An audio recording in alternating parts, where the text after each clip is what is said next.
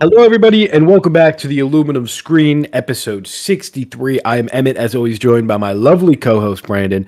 We have some fun stuff to talk about this week. We've got some good news, some Batman Part 2 updates for the first time in what feels like forever. We've got a lot of trailers, some fun stuff about Mando and Grogu, which we're all very excited for over here, and then discussion about Obsession, which I'm very excited for. Before we get into all of that, Brandon, how you doing? How was your last week? Any good watches? I'm I'm good. Yeah, I had good. Yeah, I quite a had bit of quite a bit watches of watches last week. actually. I I watched watched Sheep Sheep Detectives and Obsession. Obsession. Some new release. I Some also new got release. I out to also got out see to Is see God Is God Is, Is, which was Ooh. pretty pretty interesting. interesting. So I got some some new ones ones in. in. Also, My movie my club movie that I'm club in. that I'm in. Movie of the month was Interstellar. Interstellar. So Mm. got to rewatch Interstellar, which is always a good time. good time. Oh yeah, and I Oh did yeah, and I before did before watching watching Obsession. I went Obsession. I went on YouTube on and watched YouTube Milk and and watched Milk Cereal, and Cereal, and it was Hell really good. yeah, dude. Hell yeah. It was so good It was because I so hadn't good because seen I hadn't anything seen that he had anything made that he had before, made before. and then And literally then like literally after I like left after the I theater left the after theater watching after watching Obsession, Obsession, it was like it was like every every fourth or fourth fifth swipe was an old skit skit or Me whatever too. that he on made TikTok. on I was like, TikTok. I was like, where where was was all this like when everyone was before? like When everyone was hyping it like up? hyping it up. And it was like And it was like my my phone phone listened to the listened movie, to and the they're like, movie, oh, and they're all like, right. oh, all right. You could You start could playing the start clips playing the now. It's all clips right. now. It's all right. But But yeah. yeah. Oh, I also Oh, I did also did watch Guardians of the Guardians Galaxy of the Galaxy 3. 3. Oh, best comic So book movie ever made. okay. Interesting. Interesting. I was I gonna was give you a gonna take give you that a I take that I think you're gonna gonna disagree with disagree with based off of that. I think it's I think it's my least favorite least Guardians favorite movie. Guardians Oh movie. my god, it's the best one. So slightly. I Oh don't know. my I thought god. that a lot of but the I think what hurt it what the hurt most it the is just most is just how because it's so because it's so reliant on like the reliant on like the Avengers Avengers movies, which which like everybody obviously saw everybody saw Endgame, so it's not Endgame, like a so it's not shock. like a It's shock like, that it's wait, like, this is a wait, this different is a different Gamora. Gamora. But I am just like I hate that it is a different Gamora. A little bit. But I think what But I they do think with what it they is do with really it is good. really good. Like the Oh, ending, I was especially is really yeah. good. That I bet we were fun. Come on, man. I I think do the last really third is incredible. Yeah, I really appreciate that they didn't do like, oh, it's Gamora, we're catching her up real quick and she's back to how she was. Like I think there's a world where they do that and I think the movie loses some of its punch because of that. Cuz my god, that last scene with her and Star-Lord is just devastating. Yeah, It's really really stuff. good But stuff. then I'm just like, I I don't know. don't know. The Some first of the third, it first felt like third, it it had felt to like be it had like, to be like, all we're right, picking we're up the picking up the pieces from pieces from Endgame Endgame because because the Russo brothers were like, hey, were we're like, gonna hey, we're fuck gonna with fuck this in with the this middle in the of middle the of the trilogy. trilogy. So So Gamora's dead Gamora's now. dead now. Here's all this, stuff, stuff, which like is which like fine. is But I just fine. was But I like, just all was right, like, all right, I just want I just to want get to to it. get And to I it. And I think think it's just for me for that me is that so is so heavy heavy of a movie where I'm like, it just makes it you just feel makes you bad a feel lot of the bad a lot time, of the Yeah. time. I And don't I'm like, really I don't want really that. want that. I'd I'd rather rather watch watch the two fun fun ones Yeah, with but the one and ending, two. I just find the ending like it's obviously a brutal watch, but those last couple minutes make it like no one dies, you know? It's not like it ends on like a sad note. You go through it all and then you have the the like the scene. One of my favorite lines in the whole MCU is Nebula talking to Drax, and she's like, "You were never." I'm gonna tear up just saying this. Actually, you were never meant to be a destroyer. You were meant to be a father. And then you just see him dancing with the kids. Oh my god! And Rocky getting all the. I'm gonna actually cry right now. Rocky getting all the animals. That scene where he touches the baby raccoons after denying his like being a raccoon forever, and then he just saves them all, and then he's like, "No, we got to go back and save all of them." Oh my god, man! Wow. Oh, I'm Good gonna stuff. watch. What a good movie! That's my favorite live action superhero movie ever. I love that movie so much. I really I do. have it I have it at at 4 4 in my in my rewatch ranking rewatch that I've ranking that done. I've done. Oh, So of the all the top, MCU? the top 4 of all the MCU. Oh, okay. Top 4: Guardians 1, Guardians 2, which I could flip-flop on them. Then Whoa. I have Infinity War, then Guardians 3. Okay, And well, then when you put it that Panther way, right after. when you put it that way, I'm less mad about it. When you say it's your least Yeah, favorite Guardians, it sounds more, Right, more. it's my least favorite, but ever so just slightly. because I think the first third is a little bit weaker, and I thought that some of the humor did not really land for me as much as it did in the other ones. I think Guardians 2 might be the funniest one. It has the best joke Hot take. to me, which it has the one where he's like, we gotta get the annual battery or whatever, and then he just says, like it is so stupid, but it's my favorite joke in the whole MCU. Oh my god, it has so good. one of my favorites in the whole MCU. Mantis, look out! I think Guardians. I don't get what the Guardians 2 hate. No, me it's neither. a good movie. I think it's crazy that people. I get it being. It's probably my least favorite of the Guardians movies, but people are like, it's one of the worst MCU movies. What are you talking about? Do people think that? Escape Pod podcast. Shout out. Love those guys, but my god, they're like, it's the worst MCU movie ever. It's unbelievable. It actually, I can't. Quantumania? I know. I actually can't even talk about this too long. Have they seen Iron Man 2? Okay, easy. Easy on that one. Have they seen Thor 1 and 2? Thor 1 and 2. Okay, we can't do this again. We can't do this again. We'll do it again. It's all right. We will. We definitely will. I also went out and saw Hokum. I don't know if I talked about that last week. Saw Hokum. I don't think so. Theaters. Did not like it almost at all. I thought it was really Adam Scott plays like the most annoying guy ever. But like his character is supposed to be like a bad guy. Is he like Stephen King? Is it like a Stephen King-esque writer? George R.R. Martin. I saw someone say he's George R.R. Martin. I think he's supposed because he writes like a fantasy something thing. Book looks like it sucks. We get like glimpses of it. Horrible book.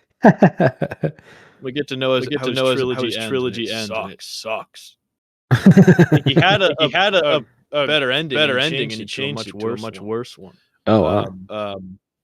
Yeah, I just didn't like this one really. There wasn't that much redeeming about it. It had some.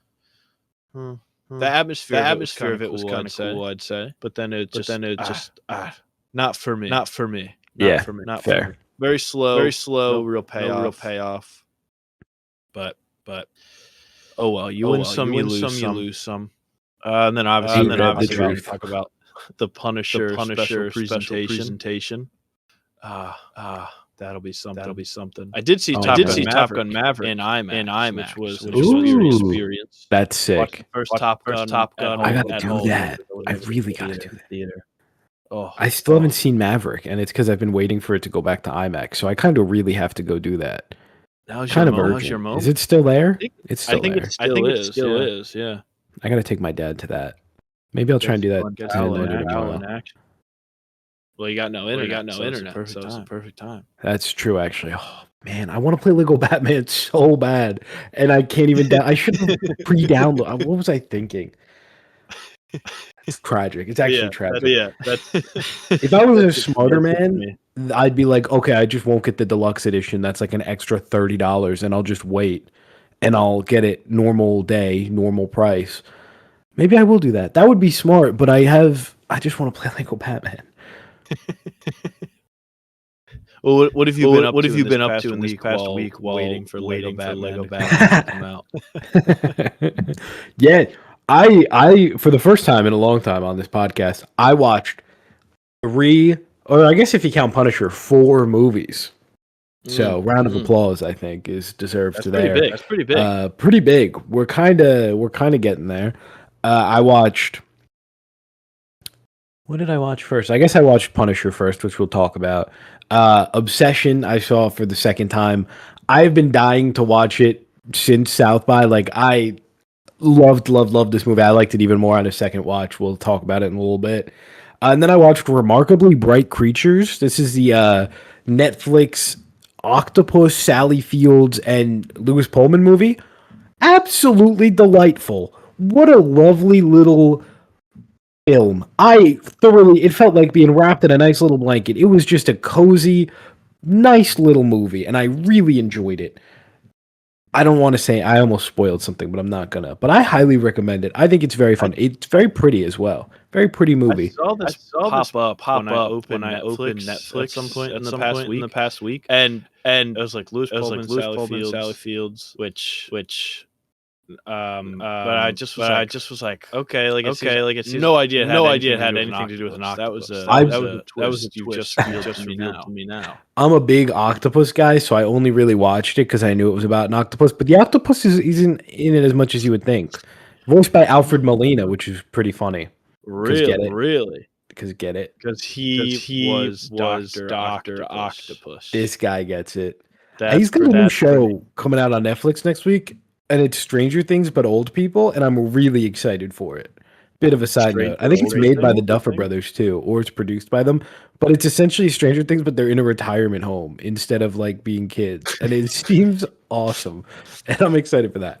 And then last night I watched Tuner, the Leo Woodall movie. This was pretty cool because it was like a rooftop event thing. I had like little headphones on. They did like a little 3D headphone thing because so much of the movie is like sound design. So that was cool. I really enjoyed the movie. I was actually pretty surprised with how much I liked it.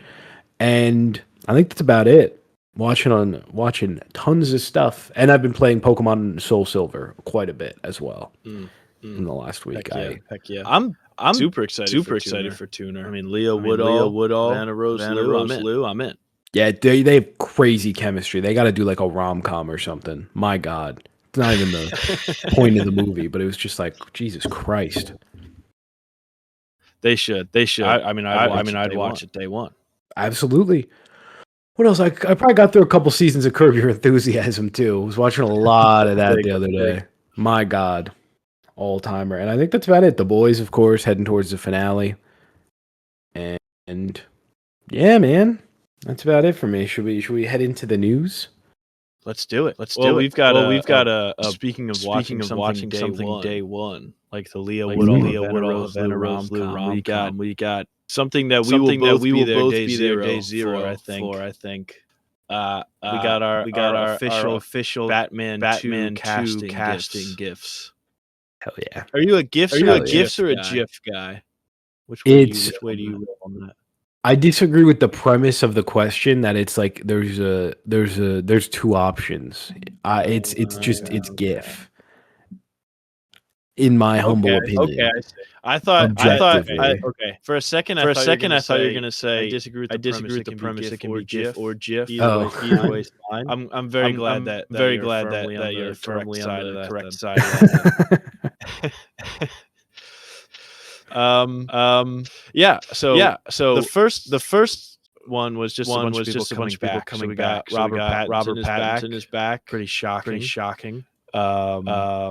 Who else is back? Andy Serkis, Colin Farrell, Jeffrey Wright, Jamie Lawson, as the Mayor Bella Real, which is exciting. I like always kind of forget that she's in the movie because it's such a small kind of part. And yeah, it was really before she was like it was before Sinners. So now she's like a lot bigger of a star. So I'm curious to see if how big of a role she's gonna play. It seems like it's gonna. We might be doing Court of Owls, so it might be doing stuff like that. I know that's the big theory right now, which was helped out with the announcement of Charles Dance. How do you pronounce Charles Dance?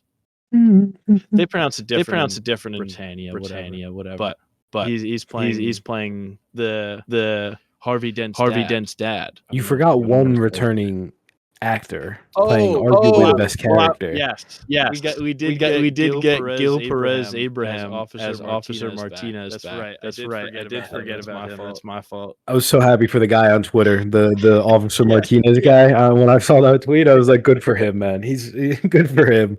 And you know that GIF was put out just because that guy has been so big, so active on Twitter. There's a shot. The only reason that he's like coming back is because of that guy on Twitter. That GIF being such a meme because it's not like a huge character. Write him like a thank you, and invite him to the premiere or something. Genuinely true. That's so true. He should give him a cut of the contract, I think. Because it doesn't happen. His agent shouldn't get the fee. The agent's fee should go to the Officer Martinez Twitter account. Unironically true. But yeah, so that was everybody coming back. We also got Charles Dom, Dance, whatever. Scarlett Johansson officially confirmed. Sebastian Stan officially confirmed. So exciting. We also got two surprises, right? Just the two surprises. Yeah. With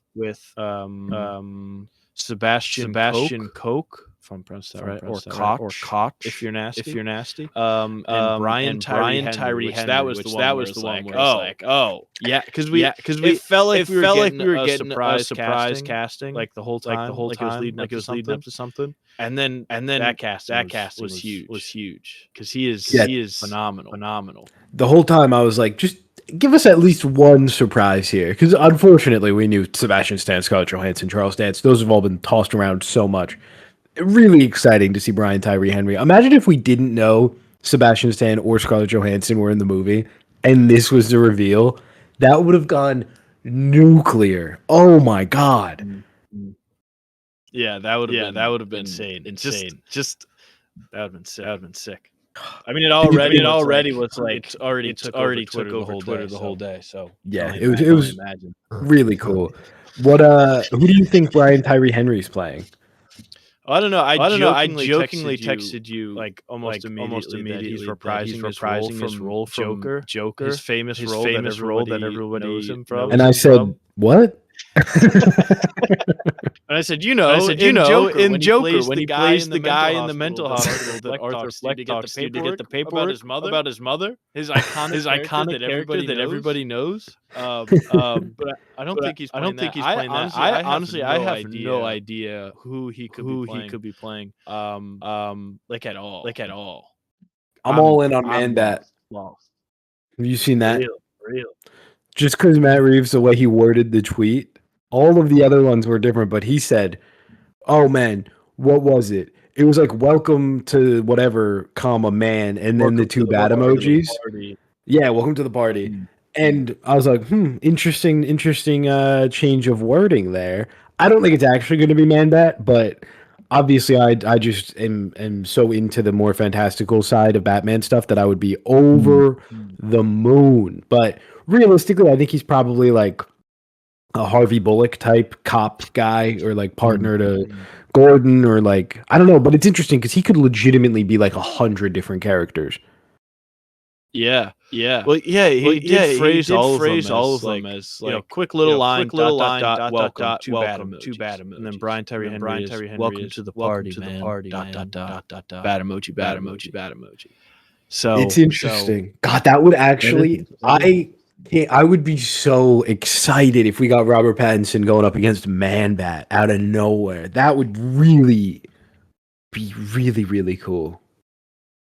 And then you could fold it into curious, like if there's, that would be sick. I'm curious what the big theories are. Just going off of the AI overview, it seems Harvey Bullock is number one. That's the thing. Apparently, Matt Reeves fueled this speculation by liking social media posts Henry for the role. Interesting. Well, that means something. And then other fan have also speculated he could be playing a character like Lucius Fox or a villain. Okay, that's very specific. Or a villain. I mean, like, I think we both threw out Hugo Strange when we were texting about it. I don't know why. That just kind of seemed like it would make sense. Some sort of asylum guy. Professor Pig would be cool. Like he could legitimately be so many villains. I think Strange came to mind right away just because I could picture Brian Tyree Henry with tiny little glasses on his face, and I think that it would look right. Yeah, that's honestly, yeah. I think that genuinely because I just was like going through the Rolodex of different like Batman villains. Because he said the villain is somebody that we've not really seen before, like a live action movie. So Yeah. immediately we're like, it could be Strange, Strange or Man Bat or all these other things. Yeah, interesting too, because it is positioned as, Sebastian Stan's Harvey Dent, presumably Two-Face, presumably you'd think the main villain based on the castings that we have here. So it's interesting that Reeves said that a while back. It seems like maybe they are going for like Harvey Dent's actually good and his wife is bad or his father's bad, and which I think would be really cool if they do like the Spider-Man Far From Home, a movie we both have different feelings about, but that's not the point here. Like the marketing of that movie is like, oh, Mysterio's a good guy now. But anyone who knows anything is like, well, that's obviously not going to happen. But it'd be really cool if this movie, it was like, not all of us here. Do that. Oh, Harvey Dent's here. He's gonna be Two-Face, and then he just never becomes Two-Face in the movie, and he's just like a good guy, and his dad's the actual villain. That would be a really fun red herring. Yeah, I would like it if Harvey Dent doesn't turn in this movie. I think it would be fun if we get to like live with Harvey Dent as Harvey Dent for a movie, and then his turn is more featured in part 3. I think that would be really fun. But I do like the idea of having him. So everybody's like, oh, it's Two-Face. It's going to be Two-Face. And then you're waiting for the shoe to drop, and then it's actually it's. Because I think Court of Owls does make sense. And when he announced Charles Dance, he put him in stepping out of a shadow. Yeah. So it's like, they're pulling the shadows of Gotham. This is crazy. Yeah. It's crazy. It does feel like Court of Owls has some setup in the first movie too. Like it feels like something that really naturally fits into this world. I'm glad, presumably, we're not doing Hush. I know everyone got really excited about Hush for a second there, but personally, I just think it's a little too similar to like the Riddler stuff they did. That I'd rather see something different and then maybe tackle Hush later down the line. I forget where I was going. Oh, Brian Tyree Henry, throwing one more out there. Killer Croc. That would be sick. Throwing one more out there. Condiment King. Oh my god, I would actually be genuinely excited. Ooh, throwing one out there. I thought about this the other day. Don't think it's going to happen at all. Scarlett Johansson, gender bent Mrs. Freeze. Thoughts? Because they've been doing that a lot recently. But they've been swapping. I guess right. It wasn't confirmed that she's playing Harvey Dent's wife. It's pretty much confirmed, but it's not like officially confirmed. Right. Okay. I mean, maybe. It's definitely not the case. I just thought it would be a fun thinking exercise. I mean, obviously, I'm like all the way in the Batman 2 do anything to get me in. Like, I was already so excited for it, but it's just like once these started coming out, we're back. Yeah, absolutely, and it's interesting too because like we have most of the cast here, but we really don't know anything about this movie. Like we don't know compared to Man of Tomorrow, which is filming right now. Like we know Superman and Lex are teaming up against Brainiac, who's going to invade. All of these characters are going to be here. Green Lantern's going to be here. Hawkgirl's going to be here. Maybe Martian Manhunter's going to be here. Like all this stuff. Here it's like we know the cast is here and we know it's snowing, and that's sick. That's all I want to know. Like I don't want to know any more than that for a while. Yeah. Also, there was the thing. I think it was in the Penguin show where they had the courtroom where there was like hours in the courtroom. When Oz goes to the courtroom, I think, and there's all penguins on the wall and everything. That would be great. It does seem like they're hinting at it. And this is the Batman epic crime saga. What better than a shadowy organization pulling the strings? Still not on board with that name, I gotta say. What do you mean? The epic saga? Get you going? Still not exactly sold. They did a little Scarecrow tease too in the Penguin, right? His mask was in the background of that one scene, and that one guy the psychiatrist. They thought that the one guy was going to be because you never watched the Penguin. That's right. No need to throw that out there. I watched some of the Penguin. I'm gonna get to it. All right. But that was another thing people were like, oh, maybe he's going to. I mean, if you put out a GIF of Kristen Milioti, it would have been over. That would have been cool. Yeah, that's true. That's we haven't even talked about the people not here. Zoe Kravitz, obviously, which I think we kind of knew already that she wasn't really going to be here. Yeah. Especially if it takes place a couple months after the first one or a couple weeks or whatever they're doing over there. It makes sense she wouldn't be right back in Gotham. No Barry Keoghan, which is interesting. I wouldn't be shocked if he shows up in the movie, though. I actually would probably... I think it's a safe bet that we'll get like an asylum scene with Joker and Riddler at some point in the movie. And they'll kind of just keep building up that little rogues gallery for, maybe the third one where there's like a breakout or something fun and wacky like that. Or the third one, Daps Arkham Asylum. Yeah, that would be sick. Yeah, that would be awesome. Like the original plan for Dark Knight Rises had like the Joker pulling the strings of like an asylum breakout, and something like that would be sick. I also do like the idea though of like the Joker not really being a major player here. Like it's like early Batman stuff. We know he'll eventually be, but like he kind of just pops up for a couple seconds. That's fun. Like I'm cool with letting the Joker take the sideline for a while. Yeah. I mean, he doesn't need it. Because the Batman that good with the exactly. Riddler element. And change the design of the Joker. That was a deleted scene. We don't need to commit to that, in my opinion. I'm not totally opposed to it. It's just I don't know. It's interesting. It's unique. Very Joker. I'll give him that. But yeah, I do like that it wasn't like a main focus that he was back. Like the fact that Jamie Lawson got to get the mayor coming back over the Joker is a good sign. I think. Totally.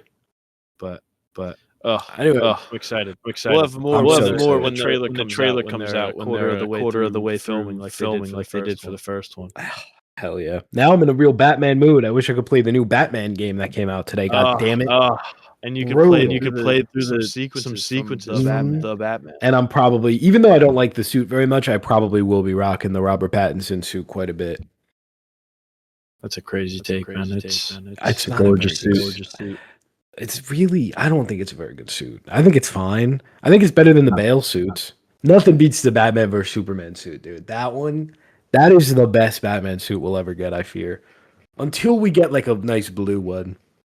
The BVS suit is like. What about the one from The Flash? I was riding for that one too before the movie came out.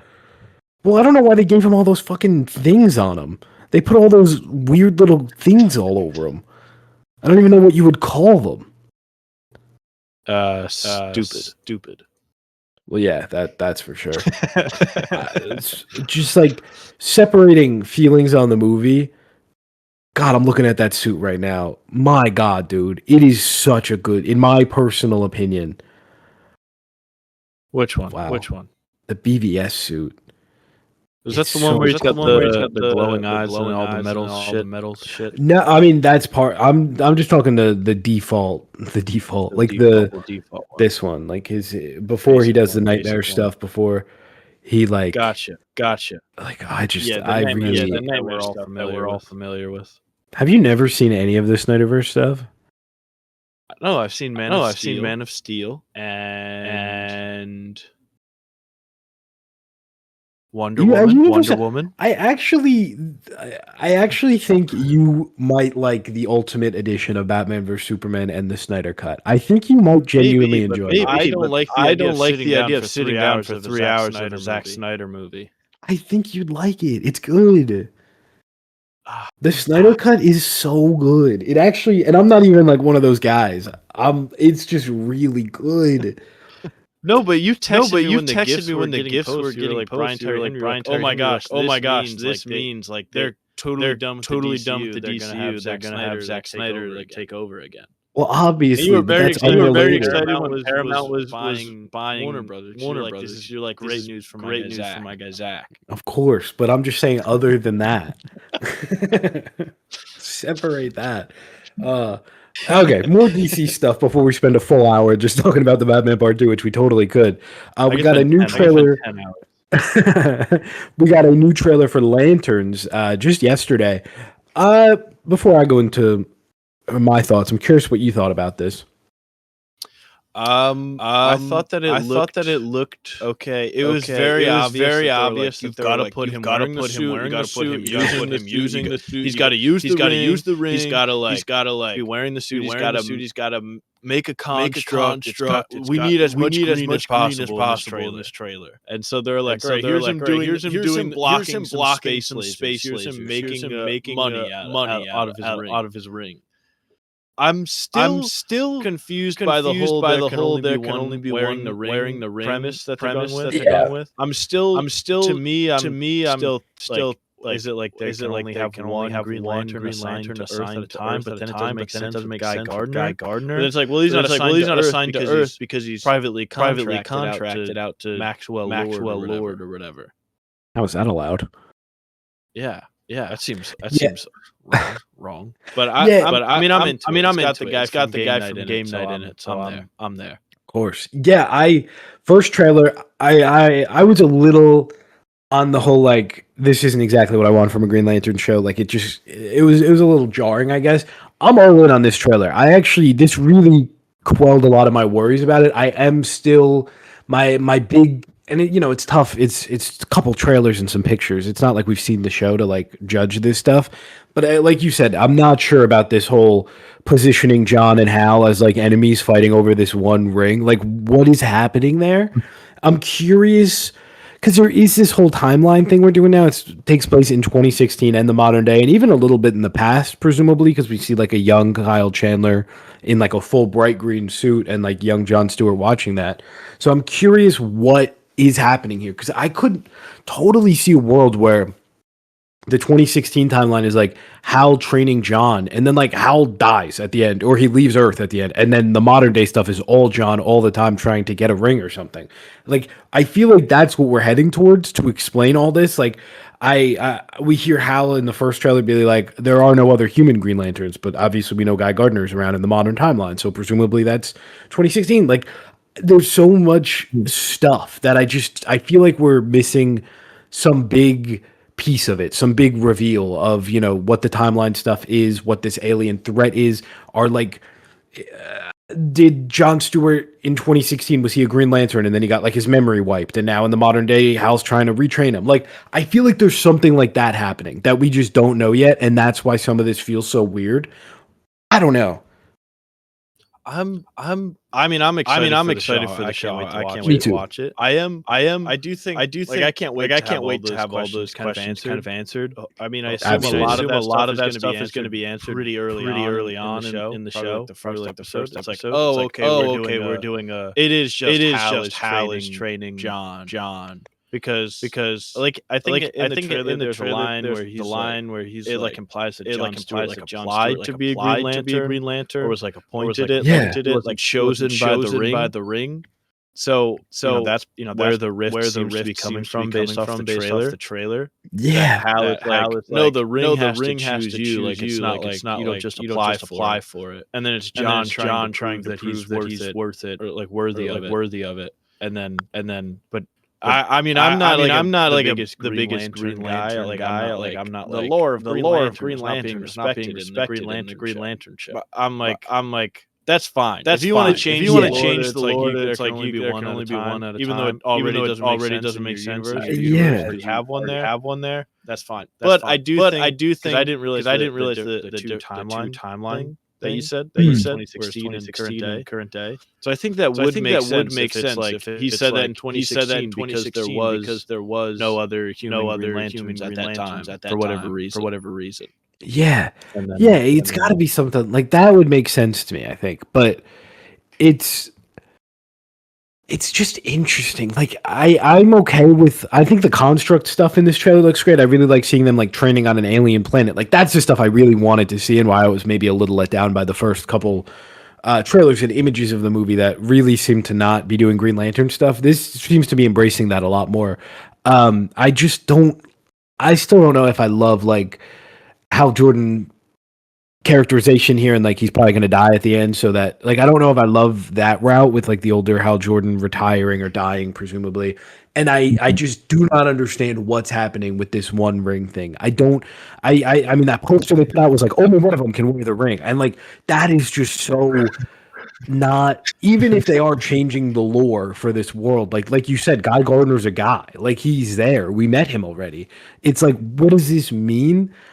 I just don't know. It's going to be interesting to find out, though. I'm very excited to get this all kind of interesting that this trailer came out now too, because the show's still a while away. This feels like almost like a launch trailer right beforehand. It got me hyped. It really did. I was like, I want to watch this show now, but I got to wait like 7 months. I wonder if they got it out now and it's gonna play before Supergirl probably. So like, put it out now. It'll be on TV, and then Supergirl will be the big push for people. Because it comes out. It comes out in August, right? True. On it, yeah. If depending on how Supergirl does in theaters, it could even be going on to Max right around that time. That's true. Do a nice little 2-in-1. So yeah, I wish we got Lanterns before Supergirl. I think I don't know. Yeah, I'm just curious. In the trailer, there is the shot of the like it's like a bunch of lasers all combining into one big laser from space, and he blocks it with his ring. Puts a little green shield down. What's going on there? That's got me confused. Yeah, I don't know. I do like we do seem to be doing space stuff. Which, like, we see Hal Jordan, presumably, either he's in, like, a cage or Sinestro is in a cage.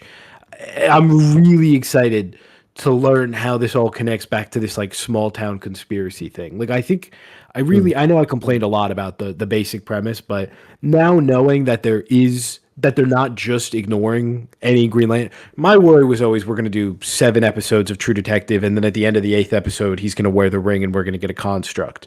Which, like, honestly not that crazy of a concept with how a lot of streaming stuff happens. But I'm glad that it's presumably not that. I'm just curious how it literally Surf Dracula. I'm just curious how it's not going to be that. But I'm really, really excited. And I think it looks great. I mean, the creatives involved in this project, that's more than enough reason to have faith. Yeah, absolutely. I think the casting too of Hal, like an older Hal being Kyle Chandler is awesome. I hope that there's a chance that he's not dying at the end. Probably is going. Like to me, it's like I'm 80-20. He's gonna die. But I think there is like a small chance that he's like, either he just retires and he's chilling on Earth doing stuff, or he's like, I gotta go off to another planet because they need my help. Yeah, then he can just pop whatever. Yeah, maybe he like breaks the rules and he's like imprisoned on Oa indefinitely until they need him again. Like just something that he's gone for a bit, but he isn't necessarily gone. Something that really excites me about the DCU that James Gunn has repeatedly said, but we haven't really seen yet just because it's so young, is the idea that like this is a Game of Thrones-esque world where we're going to be, or a Star Wars-esque world where we have like set time periods and we're going to hop between them. It's not like a super linear MCU like this takes place after this and then this takes place next. So like the idea of having an older Hal Jordan and then, we get a movie in the 90s where we have like a Hal and maybe if they do an older Barry Allen or I don't know, whatever the older kind of Justice League would be at that point, like that would be cool. Or we get like flashbacks in a Justice League movie to like an earlier iteration of like the Justice Society around that time. Like that stuff would be really interesting. And I would probably be totally fine with all the aging up that's been happening so far. I just would like to kind of see that in practice of the whole like living, breathing history of the world kind of thing. Yeah. That's just the thing that's just time. With the more entries we get, the more they can build out the world. I hope that they just get the time to build out the world. Yeah, me too. Because it's so up in the air, just always, which is not ideal. But we'll see. I guess. Yeah. I guess. I'm definitely, man. Supergirl, I really hope Supergirl does good. I think if Supergirl does really well, Paramount would be stupid to change anything. I honestly, maybe I'm on hopium or whatever. I think Paramount might just let it all kind of continue. I think it'd be kind of stupid to, unless we live in a world where Supergirl does really poorly and then Clayface bombs and then Man of Tomorrow makes like the same amount that Superman made. If that happens, we're probably in a different world. I do think Supergirl will unfortunately not do very well. Clayface, I think, will do well. Shows will probably do pretty well. I think we just have to kind of. I think it's going to. Unfortunately, I think a lot relies on how Supergirl does. I think Supergirl is not going to great, but I think Clayface is going to perform remarkably well. Totally agree. Because it's going to get horror movies already make a lot of money, and if it's a well done one, it's got people that are coming in because of the comic books, coming in just because they like horror movies. It's a horror movie releasing in October, which for some reason not many is super rare now. Yeah. It's like one of two horror movies coming out in October, and it only costs what, like $50 million, $40 million, yeah. Like it's gonna be able to make a ton of money off. So absolutely, it should be super profitable. Absolutely, and it already feels like there's genuine excitement for it just based off that first trailer, in and outside of comic book movie spheres and in and outside of horror movie spheres and just general moviegoers. Like, there was genuine interest for that trailer. It's done really well online. People are really talking about it, and I think it's going to do very well. Yeah.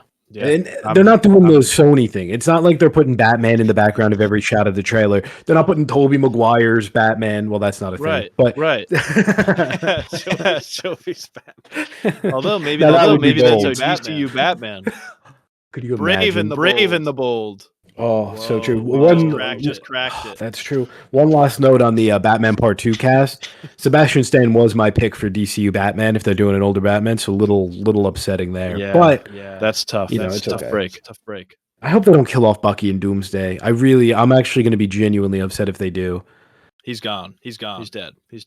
Don't say that, man. He's dead. They don't want to pay Sebastian Stan, and he's like, I can do the Batman stuff because there's 5 years in between. So I have plenty of time to do all the other stuff I want to do in between.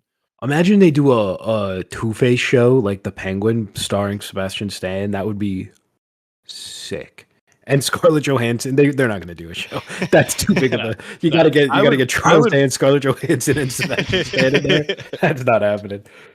I mean, maybe that's why all these other A-list actors. You want me to do the Batman and then HBO Max TV show? Interesting. I'm Brad Pitt. I don't do TV shows. Has Scarlett Johansson done a TV show? She's kind of doing indie movie stuff right now, I feel like.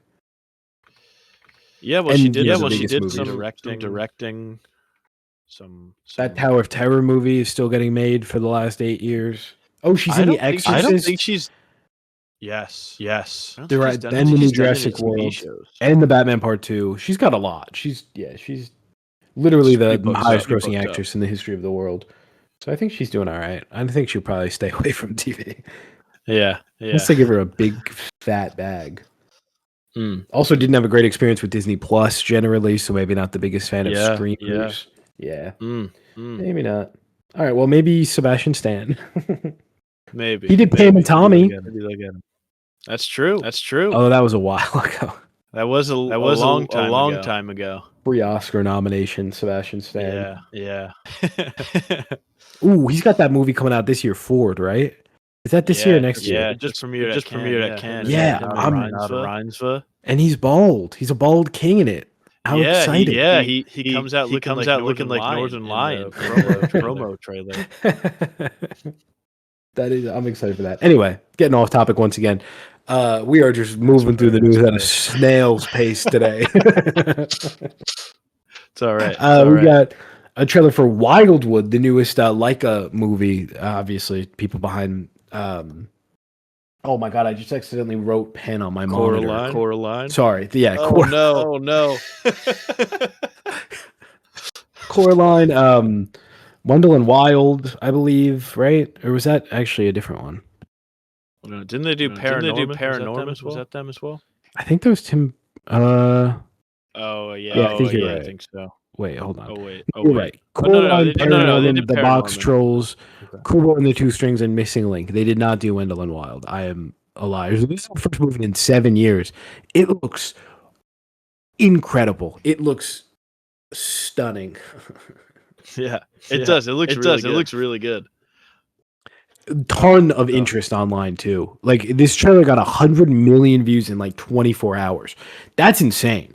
That's like unfathomable for like a relatively small, small and just in terms of like big summer blockbustery stuff. Like that getting that many views is unbelievable. So exciting. Really cool. It feels like a real just stance against like AI generally to like support stuff like this. And I think people are kind of on board with that idea. And I mean, you see it in the trailer. It's like made by human hands over the last whatever, like just really cool stuff. I'm really excited for it. It looks beautiful. Yeah, I'm pumped. I'm pumped. I mean, I like Coraline. I saw the trailer for Wildwood for I want to say it was Sheep Detectives this week. Looks really good. Looks really good on a big screen. So I'll be there. Absolutely. I haven't been there I haven't seen it on the big screen yet. Unfortunately, I'm excited for that. Oh, we also got the trailer for Hope. This is I don't have my laptop. I can't Google anything. Do you have the cast for this by any chance? Oh yeah, the cast for this is crazy. So this is a Na Hong Jin movie. It's starring Michael Fassbender, Alicia Vikander, Ho Yun from Squid Game, Taylor Russell, Hwang Jun Min, Zo In Sung. Less familiar with the Korean actors. Also got Cameron Britton from Mindhunter and Umbrella Academy. So it's like I'd heard about this when it was first announced and the cast was announced, and I was pretty into it. Oh, I can't wait for that. And now I'm even more in after seeing this first teaser and finding out what it's about. It's like a sci-fi action thriller where aliens are coming. Not aliens. I don't know what it is. But there's giant monsters. Yeah. It looks absolutely insane. It's a little quiet placey, but more of like an epic almost. More so like I don't even know how to explain it. It looks awesome. We got to see a glimpse of it at CinemaCon. Pretty much just this. People were really excited about it. Like it was palpable. And I know premiered at Cannes to shockingly mixed reviews. I believe there was some stuff with the visual effects. I've seen mixed things about whether or not it's done, but apparently first half of the movie looks pretty rough, which is interesting. Whether or not that gets finished, I don't know. Well, that's the thing. I saw because there were some people that were like the first half looked horrible. Some that were like, no, the first half looked good, but the second half looked bad. Really? Like it was literally the most mixed I've ever seen the reviews for a movie ever be. There's like people like this movie is awesome. There's some that sucks. Why is this here? And it's like totally CGI and the monsters looks horrible. Somewhere it's like it's not that bad.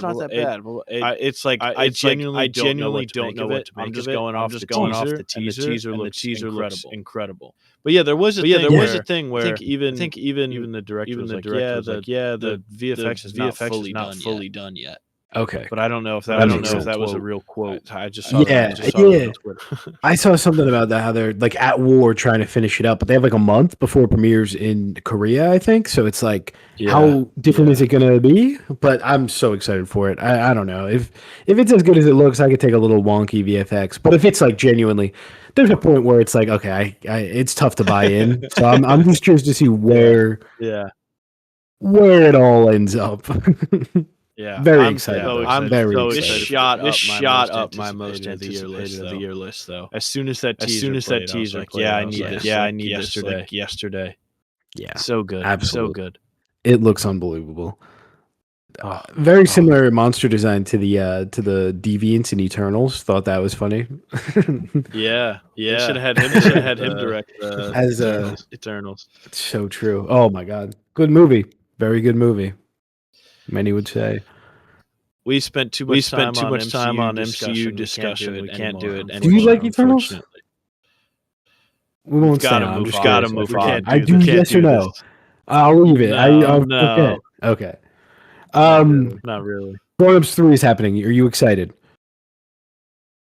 No, I couldn't care less. I would be more excited for Grown Ups 3, but it's a Netflix thing, and Adam Sandler is just he does not care. I mean, not that he cared when he made Grown Ups 1. Grown Ups 1 and 2 was like, hey, me and my friends are going to go on vacation. Fund it, and I guess we'll film some scenes, and it'll print money.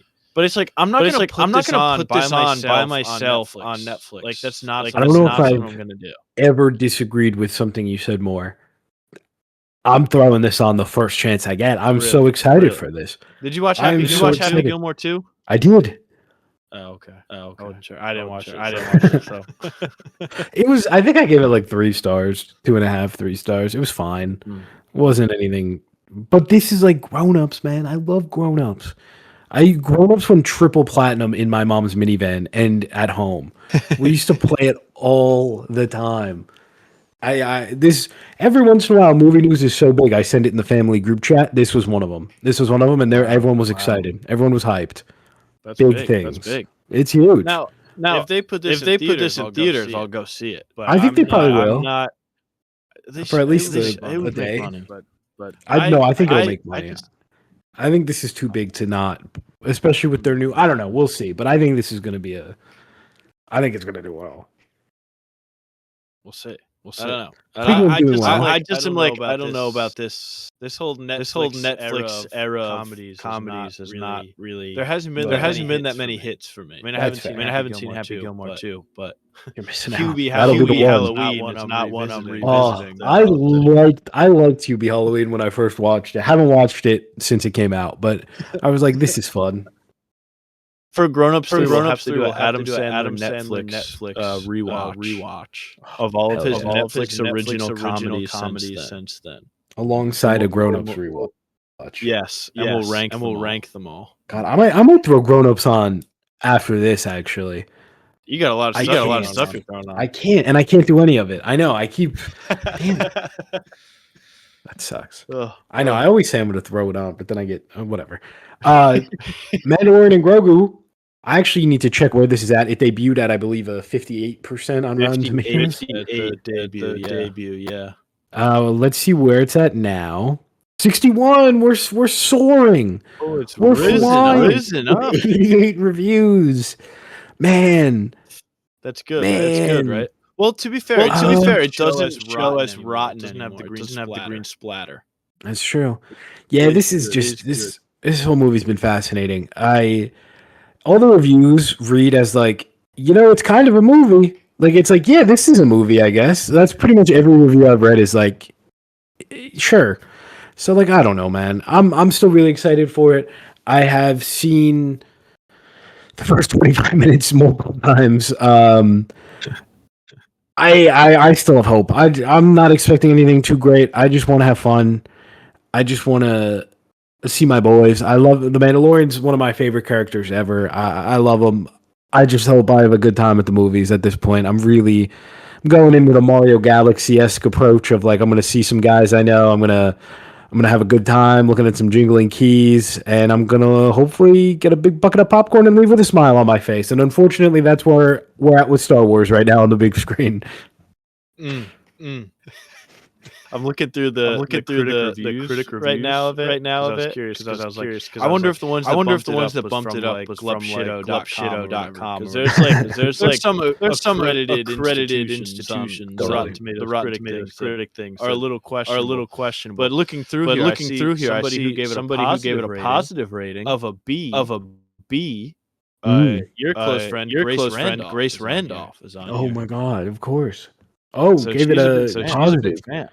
Yeah, gave it a positive score. So this might be a non-woke Star Wars, which you've been crying out for years. That's all I've wanted. God, this guy gave it an F. This is harsh. My God. Pointless, bloated, and cheap looking.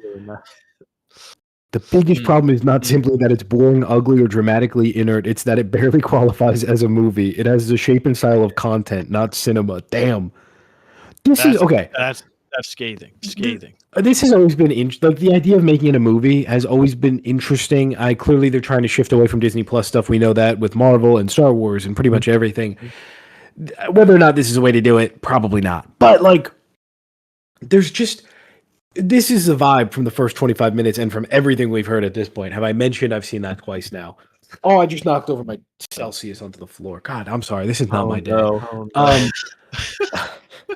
But like the premise is basically Mando and Grogu are going on another space adventure, and it's like, why is that what we're making into the movie? And I think what really hurts it is that there's so many things that have happened or could happen in this story that's like genuinely movie level events. I mean, Mando and Grogu not reuniting. If they didn't reunite up until this point, different world. That is a cinematic moment in time, in Star Wars, in whatever. That is genuinely an event moment.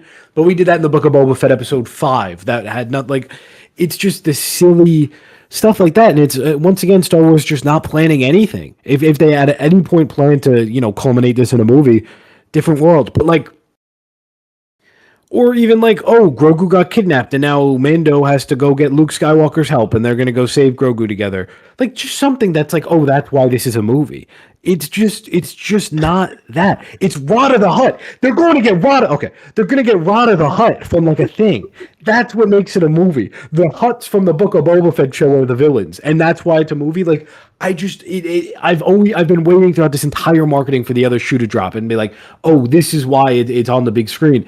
And it just hasn't done that. It's just the show. And, maybe it's kind of biting themselves on the, what is the saying? I was going to say biting themselves on the back of the neck. I don't think that's a thing. Biting themselves in the foot. Oh, shooting themselves in the foot a little bit. Yeah. That The Mandalorian was always, it was billed as like a cinema quality experience at home.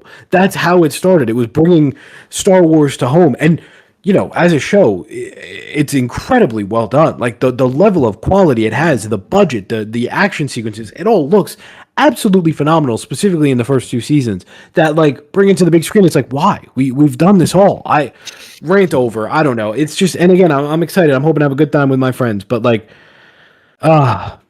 it's brutal. I hope it does well. I really do. It is interesting. It is interesting though that this Star Wars movie, 7 years or whatever. Like, and this is what they're like coming back. Like you said, it's like, why is this the story that you had to make as a movie? It's like there's so many different stories that they could adapt to put into like, have they done anything with the Thrawn trilogy at all? Because isn't that like people love those books? Can't they make something so they started setting that up in Ahsoka season 1.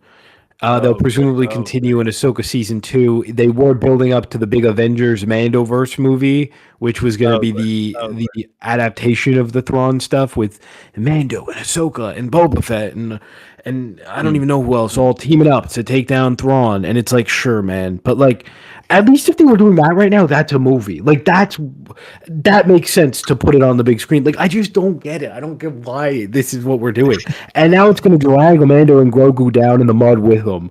My 2 favorite guys, a fantastic show. You would have asked me before season 3 came out, I probably would have told you Mandalorian was like my favorite show ever. I got them behind me everywhere. I got them there. I got them there. Like, I should be bouncing off the wall that I'm seeing a Mandalorian movie Thursday. I was so excited when it got announced, and now here we are.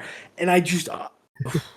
let's all relax a little bit. I hope I like it. Maybe I like it. Maybe I love it, It's happened before. But even if I do, it's like, why? Why is this the movie?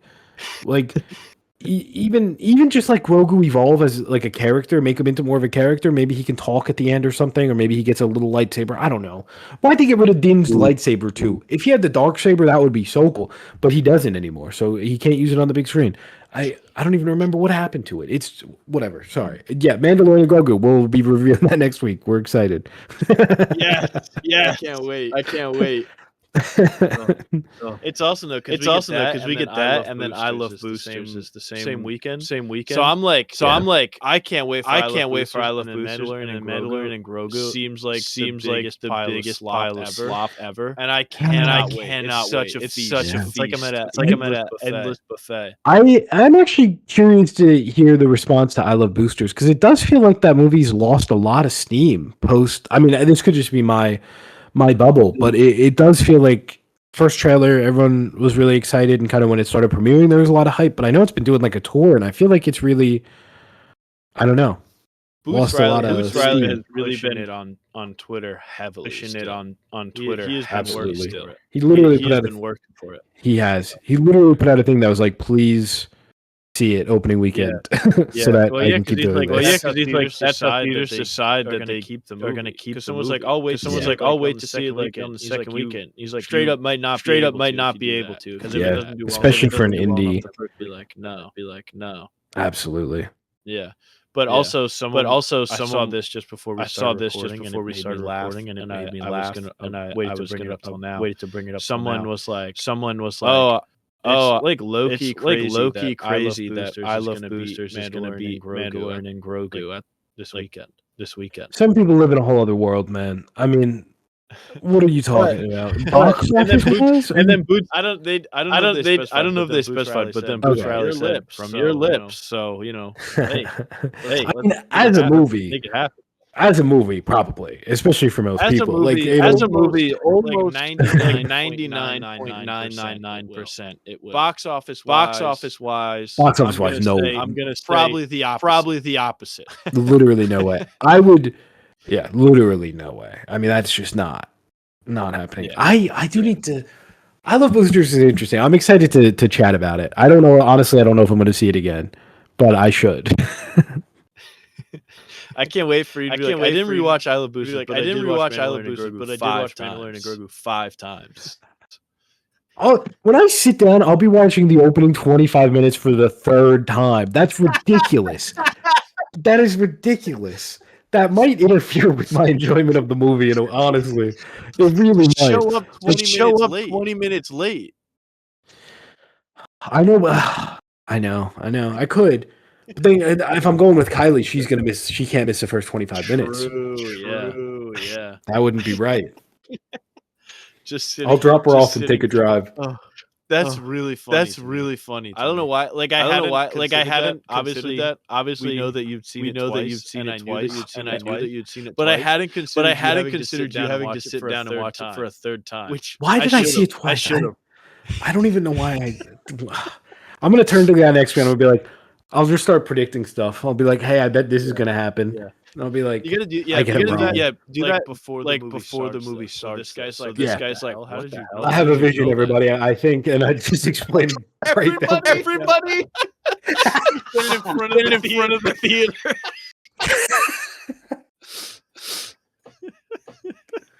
Oh my god! I think it's gonna start on a snowy planet. There will be AT-ATs. Describing the trailer. I'm seeing Rod of the Hut. That's like less exciting because you can watch the first 10 minutes on Fortnite right now. So my god! Everyone's like, yeah, we saw this all on Fortnite, bro. What are you talking about? Oh, that's also on May 4th. People could have just gotten a ticket to see the first 25 minutes, I think. So it's not even like most people there opening day might have already done that. You could just get a ticket. For the first 25 minutes. Why did they do that? Why not just show the whole movie early? I know they probably. Well, I think we know why now. Oh yeah. God, if the first 25 minutes are the best part of the movie. If that's their gold standard, oh man, I didn't even consider that. If I give this movie anything less than like 3 stars, it's the worst movie ever made. Like that is genuinely going to be how my ranking works. I gave Mario Galaxy like 4 stars. If this movie ends up. Did you see the tweet at the premiere? John Favreau was like, "It was in this theater that I saw the original Star Wars." That's cool. So happy! I got my dad gets to watch my movie now in the same theater. That's sweet. And someone quoted it, and they're like, "Hey, Dad, remember we watched that awesome movie? Let's watch this piece of shit I made." Oh, that's one thing. His dad was probably pissed off sitting there when they broke. That's so sad. That's another. Oh my god, another weird thing. I've heard Jon Favreau talk about this movie 3 times now, and every time he talks about it, it's like he's genuinely so passionate about it, and like that just makes me kind of sad. Honestly, I like him a lot. Damn. Yeah, shame about the movie though. Shame. Okay, do you want to go to Punisher or Obsession? Let's go to Punisher. I'm having a lot of fun at the moment. I'm laughing. We can keep Punisher fairly brief. Just general. Yes. What did you think about Punisher One Last Kill, the first special presentation in 4 years? I don't know what I think about Punisher One Last Kill. It is like absolutely mystifying. It is so insane. It's bizarre. It really baffled me a lot. Like watching it, I was like, I like it, and I like some of the things that are happening. And I haven't seen the Punisher moment, or the Punisher show. So I'm sure a lot of where it feels like it's like we did this in the show already. Why are you doing this? Like I saw people be like, why did he get a marine tattoo in between the show and now? And I was like, he didn't always have that. That's a bit of an odd choice. Yeah. But so there was some things that some people kind of had issues with that bother me. I was like, why are we doing a Beau is Afraid version of New York City? But I did kind of like because it was like because now there's so much where I'm like, I don't know if that's actually happening or if he's just like insane and like that's how he perceives it. Which I think is the point. It has. I think it was actually happening. I think that was just straight up. Absolutely. Because they were like, he took out the crime boss, so now it's just chaos. I think I really like that. I like that one shot sequence of him walking down the side of very Beau is Afraid. Like you said, there's a police car pulls up and then starts backing up and then it's on fire. And I mean, obviously the opening is just the most evil fucking guy in the world. Just like this Nazi guy throwing a dog in front of the truck. Like it was very Flanderized, the New York and like a crime, but I enjoyed it quite a bit. I thought it was very fun. It felt like what a Midwest Republican thinks New York City is like. 100%. And then when it pops up at the end, like written by John Bernthal. Okay, it's making a little bit more sense. Maybe it was actually happening. I said in my letterbox review, it literally is like watching it. I was like, this feels like something that John Bernthal thinks is the coolest thing ever made. Yeah. And at points it is. I think the actual it is very cool. The action sequence is so like, I mean, the only way I can really think to describe it is video gamey. Like you have him getting these. He starts with a knife, and then he like gets a gun. He runs out of ammo. He's got to get more ammo, and then he's got to get a new gun. He kills a guy. He takes his gun, and then he's got a crowbar. And then like I love the action stuff. That whole bit is so fun and entertaining. Very like, it's been the Raid has been like a big comparison to it. It does feel like it's going for the Raid, and I think it does the action stuff really well. I enjoyed that a lot. It is very. I liked the whole thing quite a bit. It is very like silly. New York is just this one street on New York is just hell. The dog bit, and it never even never even thought to look up doesthedogdie.com for the Punisher special. Booting that up was a real rude awakening. My God. You said it was video gaming, and it does have a PS3 cutscene in the middle of it, so that's pretty accurate. But it felt a lot to me. I haven't seen the Raid, but it felt like it was like somebody watched John Wick and was like, dude, let's just make a Punisher John Wick thing. Yeah, and it's like they even have like the pen instead of the pencil where he kills a guy with the pen. By the way, another thing of where I was like, I don't know if this is actually happening or not, because I'm like, that family is way too like, thanks for saving us, blah blah blah. He brutalized these people in their store. He traumatized that child forever. And they're like, thanks, dude, you're actually the best. And we love you, John Bernthal. Hey man, they had it coming. I do think it was all real. I don't think any of it's in his head except for like the hallucinations. I don't think so either because I think John Bernthal is like this would be sick as hell. If I I think it is sick as hell. It was cool. It's sick as hell, but I'm also like, okay, man. It was. I found it. After 8 weeks of Daredevil Born Again, which I really love, I did find the no kill like just to be like, these guys suck. These are like the worst people ever. We're just gonna brutalize them. Like I enjoyed that aspect of it. It felt there was like a, I don't know, like a, I can't think of the word. It was refreshing. It was refreshing after Daredevil. I found. No, I agree. I did like the kills and the action were like fun. it does feel like it's like someone's trying to copy John Wick. That's still cool as hell. Copying the coolest thing ever. You're still gonna end up with a pretty cool thing at the end of it. But I also did love the villain of it, the mother of Manucci family. Yeah, Manucci, who pulls up on the Punisher, who just killed her whole family, pulls up on him with one bodyguard like 10 feet behind her. He's not going to be able to save you if he does anything. And she's just like, I'm gonna explain to you my issue with you. Here's the plot. Here's the story. Here's what's going on. Like there's no reason for her to do that. Why is she going up to him and warning him? Hey, I'm gonna send a bunch of assassins after you. The worst assassins you've ever seen in your life, by the way. Like there wasn't one competent one among the like 200 that rushed apartment complex. I mean, they're going to the wrong apartments. Some of them are on the opposite side of the whole building. Like they weren't even close. At least the guys were on the wrong side of the hallway. I do like my only real criticism of the special is just generally it feels like the Punisher story we've done a million times in this version of the character. John Bernthal's Punisher. I'm not Punisher anymore. Oh, I'm going to go back to being Punisher. Oh, I'm going to be a good guy Punisher now. And I'm going to, like, that's just every single thing we've ever done with this character. I do think this special did it well, and I'm hoping that the ending of the special, like, I think it folds nicely into Brand New Day, presumably where that character will be, and hopefully the future of the character is just like, this is what I do now. I'm just on the streets protecting people brutally. Like, I think that's a really interesting way for that to kind of pick up now that he's in this universe.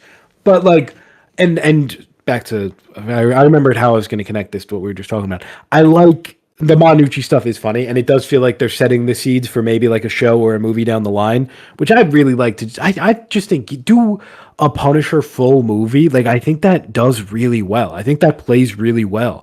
I think you get the MCU people, you get the action people, do it well, and it'll make a ton of money. Not the point. I like the bit where he has the kind of the choice between going after Manucci in the limo or helping that family. Like, I think that was a really great way to kind of potentially close off the Punisher arc of like going after revenge. Also, every fucking person in New York is involved in this guy's family's murder. Every time they want to introduce a new character, they say, oh, they were also, why were 100 people involved in killing his family?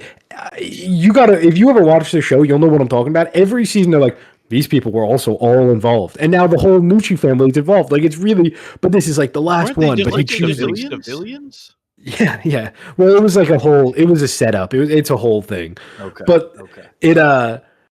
Yeah. No. I like the conclusion of the character setting him up, where he goes to help the family, and then he goes to his family's grave, and he kind of clears all the mementos that he's put in from everyone he's killed, and he's puts that flower down, and it's really him kind of, you know, sacrificing, or not sacrificing, but moving on from the vengeance of it all and kind of moving towards like a protector kind of place where he puts that flower down on his daughter's grave, which was a really nice moment. And then at the end, of course, he kills that sick motherfucker who I hate.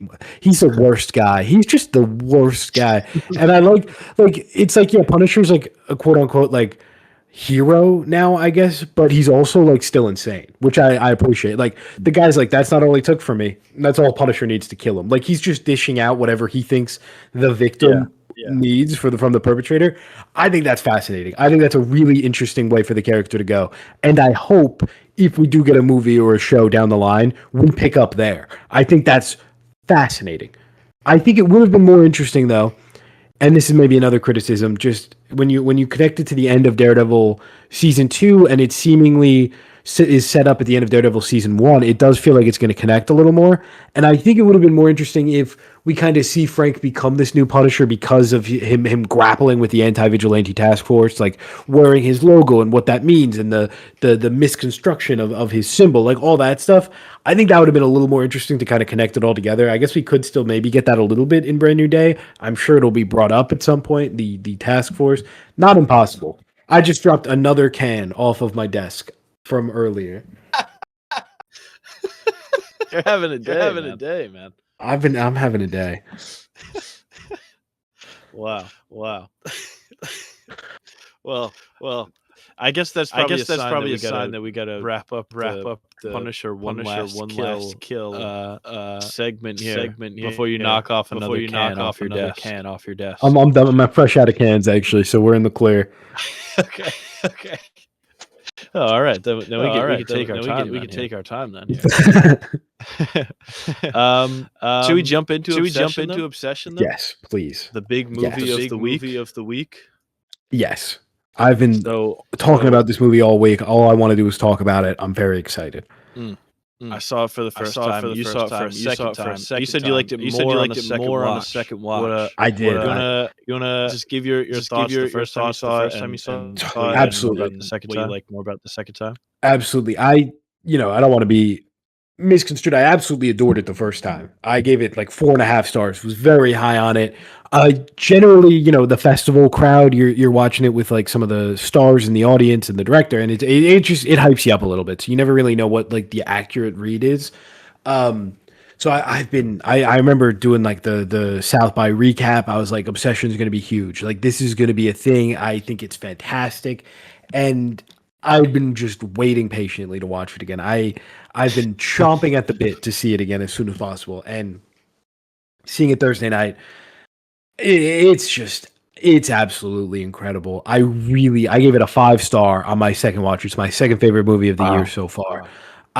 Seeing it in a theater, just absolutely packed theater on a Thursday night, everyone fully into it, gasping and laughing and hiding. Some people were hiding, some people were pulling this move, and by some people, of course, I mean me. And just like genuinely a really fun time in the theater both times.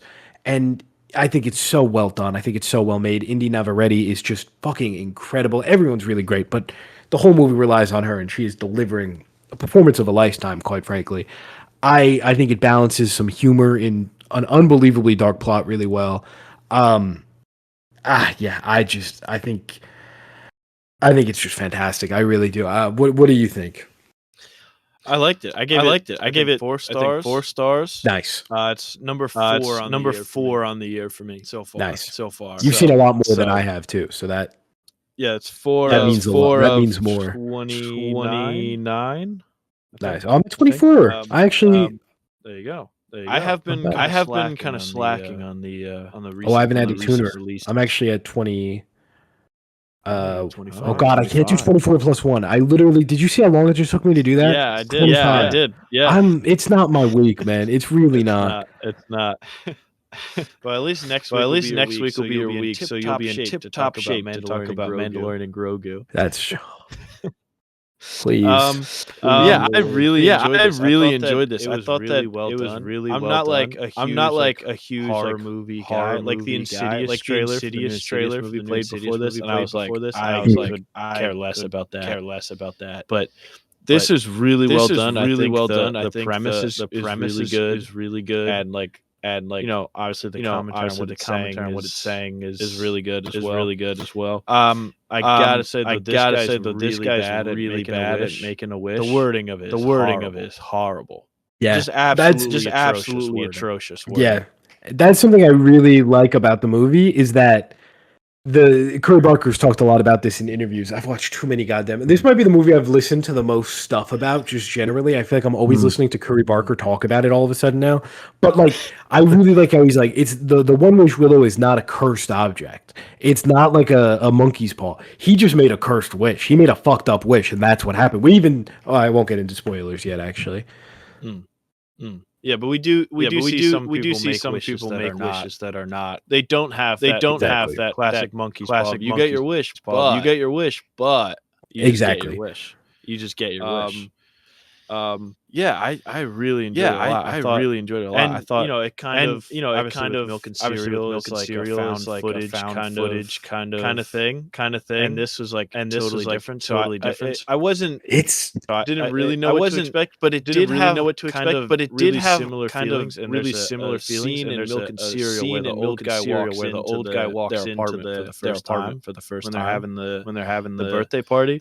And you're just like, it's something that I've seen in horror movies before. Old person shows up and they act creepy. Isn't that freaky?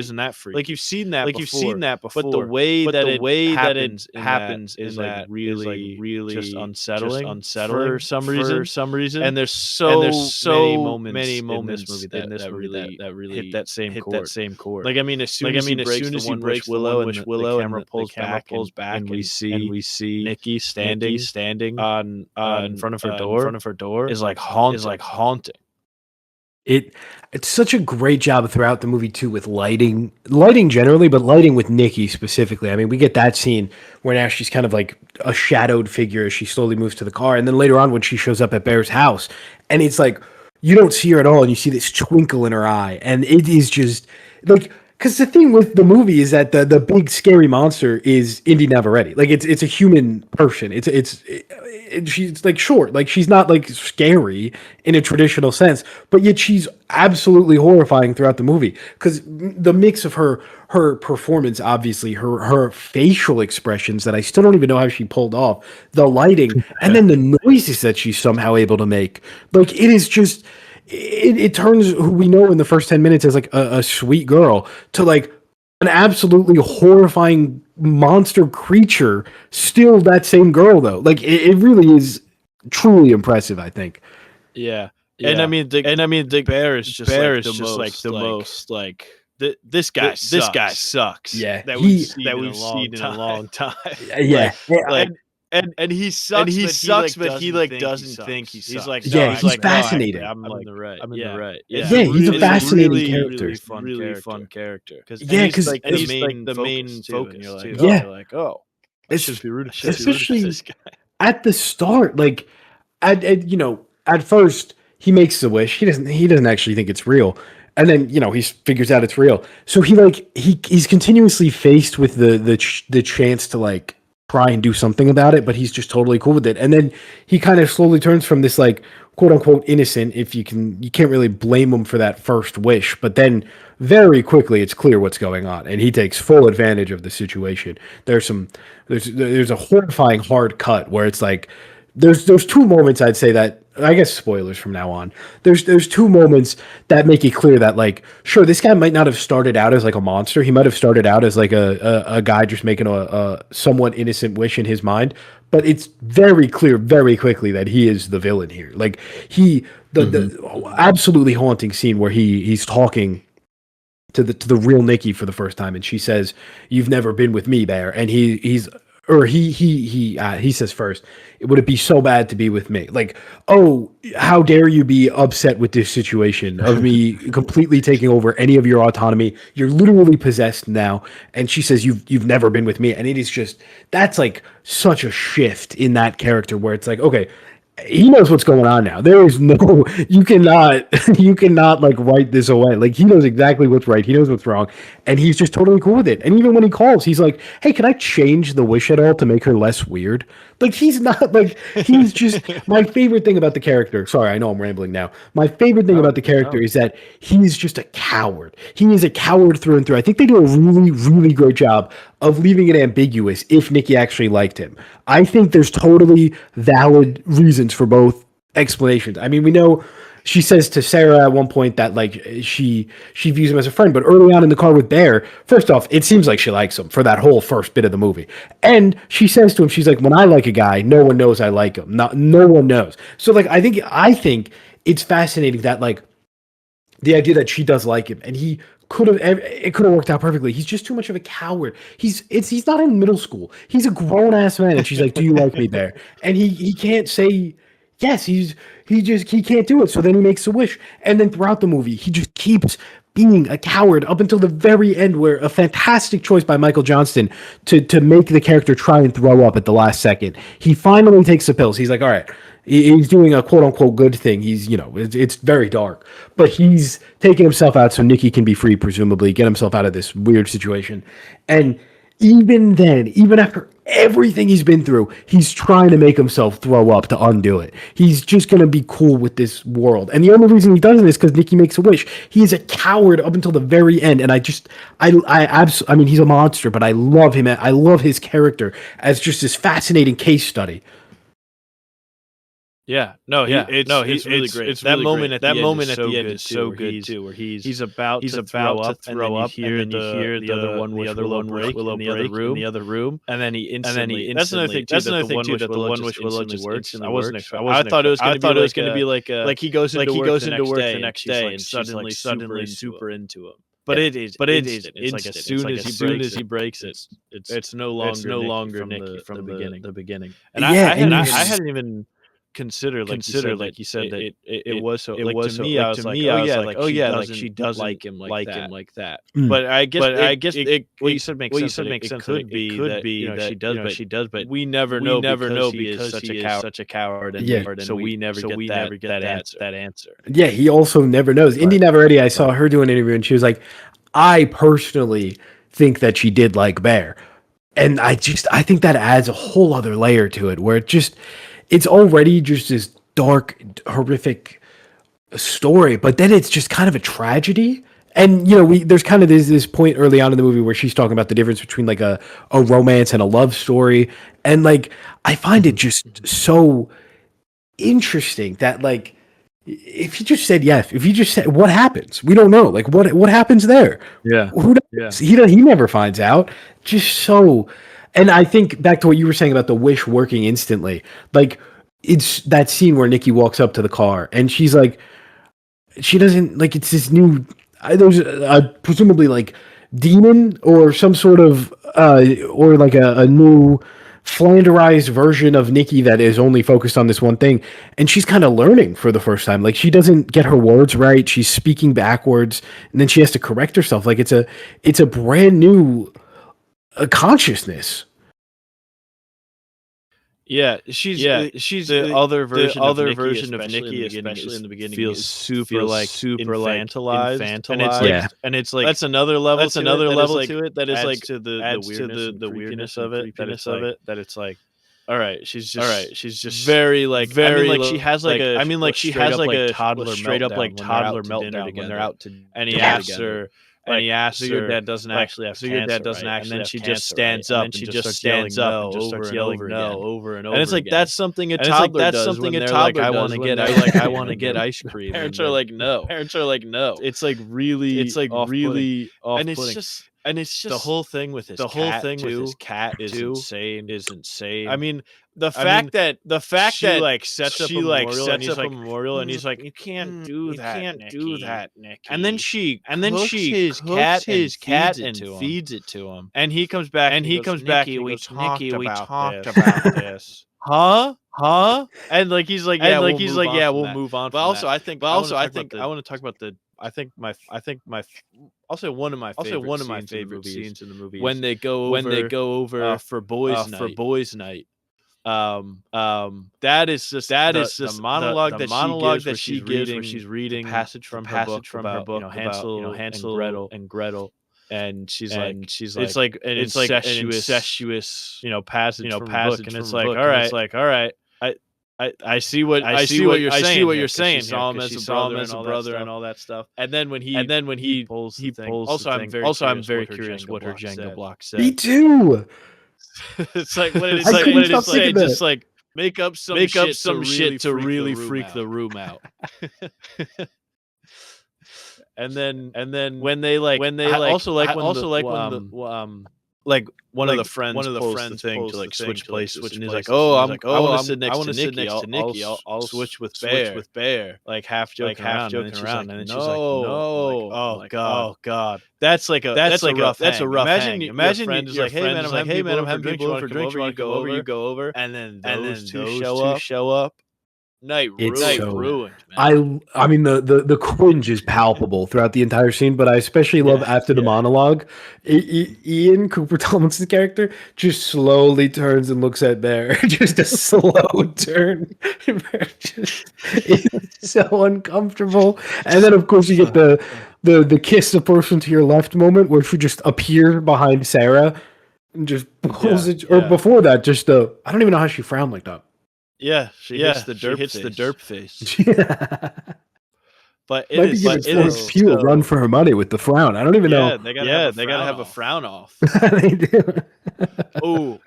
I will put money on it right now that they will have a bit at the Oscars this year where they are like, here's some frown. They have Florence Pugh and Indy never do a presentation or whatever, and they're like, you guys both do the frown, right? Put money on that. 100%. Do you think there's a world where she gets an Oscar nom here? Nah. I don't think it's likely, but I mean, I don't think it's likely. There's a lot of think it's likely, but and people have pointed to Amy Madigan weapons being kind of similar. But I think that there's two kind of differences in that. It was Zach Kreger's kind of second movie after he announced himself as Barbarian. Yeah, he does. He's on but this is really like Curry Barker. This is really like Curry Barker. I'm here. Here's what I made. I'm here. Here's what I made. So I feel like make something else. And it's weapons made a shit ton of money. Obsession is doing good at the box office. It's going to make a lot of money. It's a small budget. It's probably already more profitable. Probably. But it's like it has to really like destroy at the box office like Weapons did, which it might be tough with the Star Wars movie coming out next week. Yeah, destroy at the box office. Destroy at the box office. Have like an actress that's been around forever. Right. Yeah, it has to keep the hype going for a long time. I will say, I'm actually so excited to see the box office this upcoming weekend. I think there's a world where this movie has like one of the greatest holds ever. I could even see a world where it might even increase a little bit, which would be unbelievable. But I think theaters weren't. I think it's expanding next week, maybe to potentially more theaters. It might have more showtimes. It was hard to get tickets for a lot of people this weekend, I heard. So like this hold could be incredible. The word of mouth is just continuing. It would be. Yeah. I'd love to live in a world where Indy Navarrete got an Oscar nom. I don't think it's very likely, but I'd like to. It'd be cool. It would just be a cool. I think her performance. I'd personally be shocked if I saw 5 more performances that I thought were better than hers in like a supporting actress category this year. So you put her in supporting, not lead. I think she probably would be lead, but I think they'd run her in supporting for if they were going to do a nom. Interesting. All right. Well, we'll have to keep note of that. And check back in at the end of the year. Can you imagine? Yeah. I mean, hey, Michael B. Jordan got conversation this time last year for a movie that came out in April, I guess. But he's also Michael B. Jordan, and that's a Ryan Coogler. Like it's very hard to compare. This is such a small movie. But man, it would just be a really cool story if the little movie that could, you know? Yeah. It's already like he's making so much money, and he already has stuff lined up. Like he's making the new A24 Chainsaw Massacre movie. He's got another movie coming out that I think is starring him and the guy I can't remember his name. Anything but ghosts. Him and Cooper and Aaron Paul and Bryce Dallas Howard. Unreal. But they're the stars, which I like. I'm excited to see him star in a big movie that he's also directing with a fat budget, presumably. I'm so excited to follow this guy, man. I really adore his story, and there's shockingly just it seems everyone in the world is rooting for this guy right now. Like it really just. There's palpable energy around this new Curry Barker kid coming up. Like it really just is cool. Also, big shout out to getting Andy Richter to play the guy who runs the music store, and Sarah's dad. Awesome, barely great. that. I love that he just showed up. I love that he just showed up. And I wish that I hadn't seen. I wish that I hadn't seen because I saw a video of Andy Richter at the Obsession premiere, talking about Curry Barker, so great, blah blah blah. And I was like, oh, I wish I didn't see that. I wish I didn't see that because my jaw would have been on the floor. What happened to me? I was like, wait, is that? It's mostly in the background the whole time. Like he's in like one scene maybe in the foreground, and then the rest of the time he's just kind of wandering around. Awesome. It's so great. Curry Barker showing up as the customer service rep on the phone. I like that scene a lot too. I like that scene a lot too. Where he's like, you want to alter your wish? Yeah, I want to start that process. We don't do that. We don't do that. Well, why would you tell me? Why did you tell me that? You made it sound like there was a process. He's like, I just was guessing what you were gonna say. Like such a funny scene, and then it turns into one of the most haunting moments in the movie where he's like, do you want to talk to the real Nikki? Like he does such a good job of that just turn on an instant. And God, that scene is genuinely like gut wrenching. I love the bit later on where he goes back to get a one wish willow and the guy's like, I don't know what you're talking about, that's not real. And then he's like, no, I'm just kidding, we moved him over there. And he's like, why would you do that? He's covered in blood. He's having the worst time. And the guy's like, whoa, dude, you need to relax. You need to chill out. I also like his friend showing up like right at the climax of the movie, right at the end. And he's like, I have like a billion dollars. When he just wished for $1 billion. Like just being like, dude, I actually have like $1 billion out here. Like this is crazy. So then he gets shot in the head. I don't know why. Yeah, pretty tough break for him. And poor Sarah, my God. Yeah, that scene. Okay. We need to talk about that. That was like insane. I mean, they cut it back for this movie. It was originally NC-17 rated because of that scene, and they had to. It's insane. Yeah. It is really nasty. Like I'm usually pretty fine watching like gross stuff in movies. But that one was like I need to look away here because this is getting to be too much now. It really did skate that line. Yeah, in the original, it went on for like twice as long. Like that's why it was so. It was just such. That would have been awesome. They do such a great job building up to it too, because it's just these wide shots where you clearly see the window behind both of them. The saxophone score is building up, and you know it's coming. You just don't know when, and then it just happens so fast. Yeah. And it's like a good jump scare because you're waiting for it. I know she's about to pop up and do some shit here. And then I'm waiting, and it keeps coming back, oh, this one. And then she pops up. I knew you were coming. This scared me. And then it just immediately turns to them hiding the body, and it's just this unbelievable. Oh. And then the letter, the fact she got into the school, just like it does a really good job of having genuine emotion and heart as well. Like you really feel for that. That is a really, oh man, just sad. Yeah, because she's also like the best character, and also he's like. Oh, I don't like Sarah. Why not? You clearly get along. Like, what is this guy's problem? But then he immediately does the second that he's in the car, and like he's immediately just ready to go. He's like, all right, sure. This won't have any negative ramifications. I don't think. Yeah, exactly. Just how did he?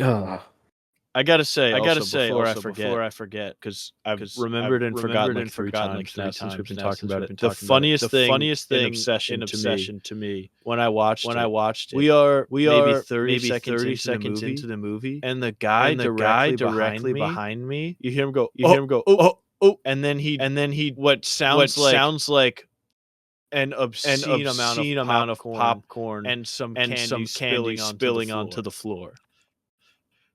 Was there a jump scare, or was this just natural? He just dropped it. He just naturally dropped it, and it was like so much popcorn on the floor. I felt bad for Red to clean it up, but it was really funny in the moment because it's like quiet. It's like the intro scene where he's like talking to the waitress, like pretending to give his spiel that he's gonna give to Nikki, and then that's so good. And then he just spilled everything everywhere, man. It was really funny. It was really funny.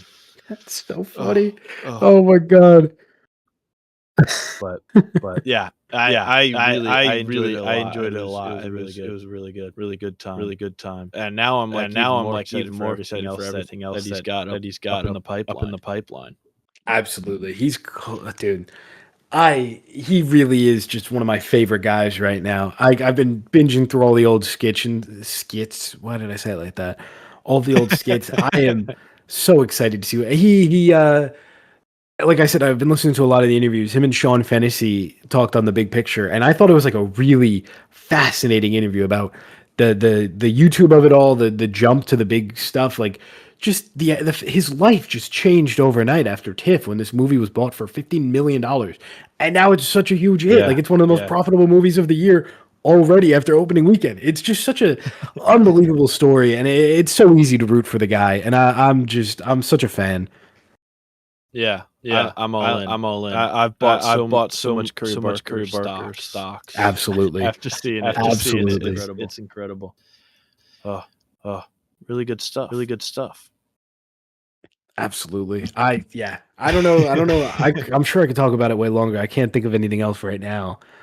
But it's just so well done. It really is. I mean, I know we talked a lot about Indy Never Ready, but I mean, Michael Johnston, they're all really great. Megan Lawless, Cooper Tomlinson, like all the performances are really, really great, especially for such a relatively unknown cast. Like I find that they're all Michael Johnston, especially. I mean, shout out. He has a lot of this movie on his back, and he has a very interesting kind of layer to him of like main character that you feel like you should root for at the start, and then it slowly starts going, and then he's just kind of a villain at one point, but like.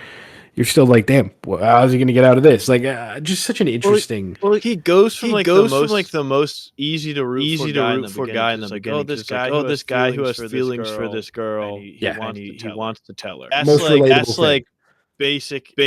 You're right. And you're like, all right, I'm on your side, dude. Let's do it. And then you're like, just tell her, man. Just tell her, man. Come on, you're in the car. Just tell her. What are you waiting for? And then the One Wish Willow. He's like, actually, I forgot. I know I just said I had something for you, but I actually forgot it at my house.